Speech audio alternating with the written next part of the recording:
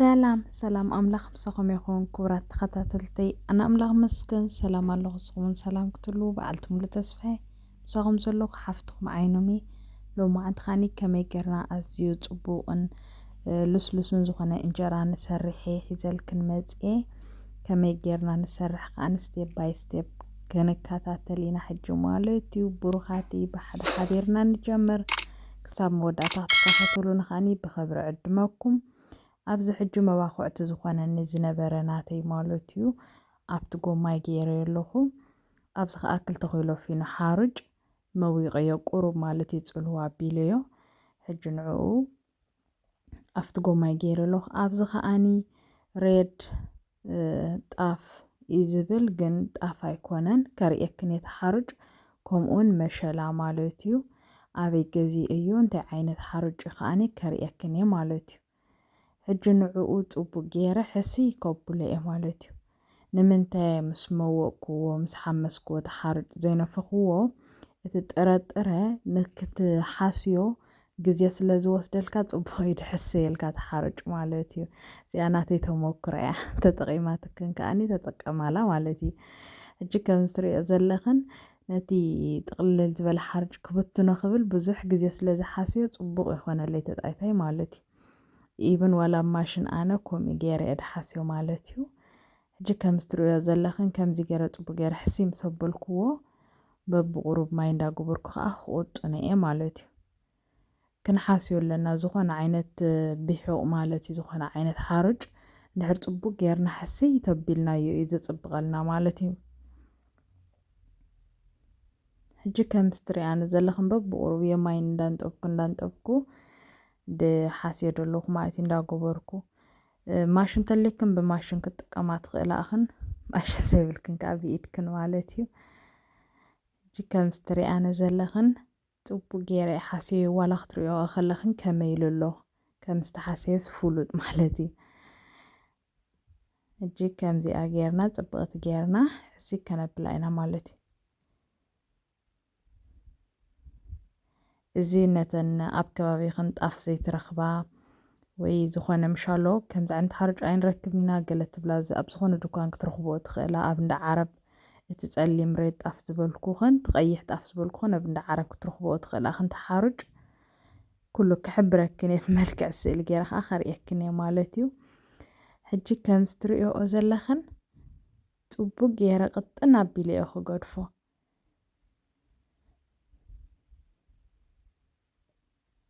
ልክዕ ከምዚኣ ትኽሰስ ጌርና ቅጥን ኣቢልና ንገድፎ ማለት እዩ ከምዚ ትሪኣ ዘለኽን ብማንካ እያ ኣነ ክርዳእኒ እየ ማንካ ተጠቒመ ማለት እዩ ቀጣጢነ ከዲነ ሓደ ለይቲ ወይ ሓደ መዓልቲ ንገድፎ ማለት እዩ ሕጂ ከም ዝትሪኦ ዘለኽን ድሕሪ ሓደ መዓልቲ ማለት እዩ ድሕሪ ሓደ ለይቲ ሶሪ ንግሆ ማለት እዩ ምሸት የለዊሰዮ ሕጂ ንግሆ ከምዚ ኮይኑ ማለት እዩ ሕጂ ዋላ ሓደ ድፀርር የብሉን ኣሁን ከሎ ኸየ ኖርማል ቅጥን ከብሎ ማለት እዩ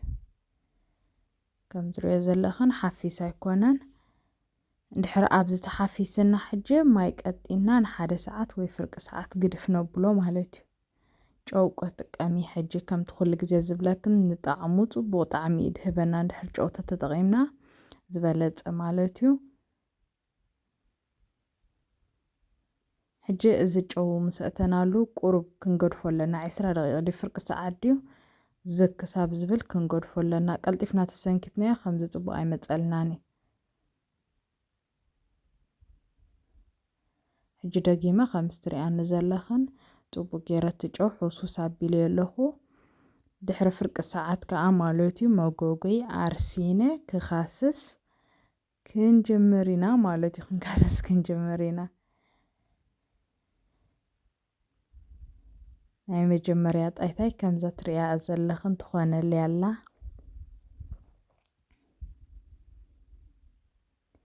ከም ዝትሪኦ ዘለኽን ኣዝዩ ልስሉስን ጽቡቕን እዩ ድኾነልካ ብጣዕሚ ከዓ ፎኪስ እዩ ማለት እዩ ኩልኽን ክትፍትኖ ከዓ በዚ ኣጋጣሚ ይነግረክን ማለት እዩ እቲ ሓርጭ ከምዚ ምሻሎ ጻዕዳ ኮይነና ወይ ፊኖ ጥራይ ኮይኑ ወይ ገለ ክንብል ንኽእል ኢና እዚ ግን ልክዕ ጣፍ እዩ ድመስል ግን ከዓ ጣፍ ኣይኮነን ማለት እዩ ንእንጀራ ከዓ ኣዝዩ ጽቡቕ ድገብረልና ማለት እዩ ኣብ እንዳ ዓረብ ኢና ንረኽቦ እቲ ሓርጭ ኣብ እንዳ ዓረብ ኣብ ዝኾነ ወይ እንዳ ዓረብ ወይ እንዳ ህንዲ ከይድክን ክትረኽብዎ ትኽእል ኢኻ እንተሓርጭ ማለት እዩ ኣብዚ ኤውሮጳ ዘለኽን እየ ድብል ዘለኹ ብፍላይ ኣብ ጀርመን ዘለኽን ኣሕዋተይ እንጀራ ዝኣብየክ እንተኾይኑ ከምኣ ጌርክን ፈትናኣ ጥራይ እቲ ጣፍ ከይተብዝሓሉ ትጸሊም ሓርጭ ከይተብዝሓሉ እኽን ቁሩብ ኢኽን ትጥቀሞ ማለት እዩ ከምኡውን እቲ መሸላ ከዓ እንድሕር ተብዚሕኹንኦ ይደርቕ ማለት እዩ ደረቕ ይኸውን ካብ ኩሉ ቆቁሩብ ኢና ንገብር ከምዚ ብኢድና ሓንቲ ኢድና ወይ ከዓ ንሓ ሓንቲ ኩባያ ኸማን ክበዝሓና እዩ ከምዚ ትሪኦ ዘለኽን ጣይታይ ከዓኒ ኣዝዩ ጽቡቕ እዩ ኮይኑለይ ዘሎ ኣምላኽ ይመስገን ከምዚኣ ጌርክን ፈትናኣ እንተጥቒማትክን ከዓኒ ናብ ካልእ መሓዝትክን ሸር ግበረኣ ከምኡውን ሸር ላይክ ሰብስክራይብ ኮመንቲ ኣይፈለየኒ እዩ ብሩኻት ኣሕዋተይ ብፍላይ ነበርቲ ጀርመን ምክንያቱ ተጠቐማሉ ተሓርጭ ኣብ ጀርመን ናብ እንዳ ዓረብ ወይ እንዳ ህንዲ ኣለክን ገዚእኽን ክትጥቀማሉ በዚ ኣጋጣሚ ሕብረክን ማለት እዩ ክሕብረክን ፈቱ ኣብዚ ከዓ ከውፅእ ከለኹ ከምዚ ቀልጢፉ ከይበላሸወኒ እቲ ኣስቴክን ዝጥቀም ዘለኹ ማለት እዩ ከምዚ ብኢድና ትሒዝናስ ቀልጢፉ ናይ ምብልሻው ተኽእሎ ስለ ዘለዎ በታ ኣስቴክን ጌርና ሓፍተይለልና ጽቡቕ ተዘይልልና ግን ካብ ብኢድና ንጥቀም በታ ኣስቴክንና ጌርና ካብቲ ኣብ መጎጎና ንፈልያታ እንጀራ ማለት እዩ ቅድሚ ሕጂ እውን እንጀራ ውሪደ ነይረ ቪድዮ እሱ ብጣፍ እዩ ነይሩ እዚ ግን ጣፍ ኣይኮነን ማለት እዩ ሕጂ እቲ እንጀራይ ሰንኪተይ ወዲኤ ከም ትሪእኦ ዘለኽን ምስ ሓለለይ ከም ትሪእኦ ዘለኽን ኣዝዩ ጽቡቕ ጣይታ በቃ እንታይ ናይ ዓድና ጣይታ እዩ ዝመስል ኣነ ከዓ ረጒድ እየ ዝገብሮ ረቂቕ ኣይኮነን እንጀራይ ከም ትሪእኦ ዘለኽን በቃ ልስሉስ ሩዕዙ ዝኾነ ጣይታ ማለት እዩ ከምዚ ጌርክን ፈትንኦ ሰንኪትክን ብልዓ ሁለክን ፈቱ ብሩኻት ኣሕዋተይ በኣር ብሩኻተይ ክሳብ መወዳእታ ስለተኸታተልክናኒ ካብ ልበ ዘመስግነክን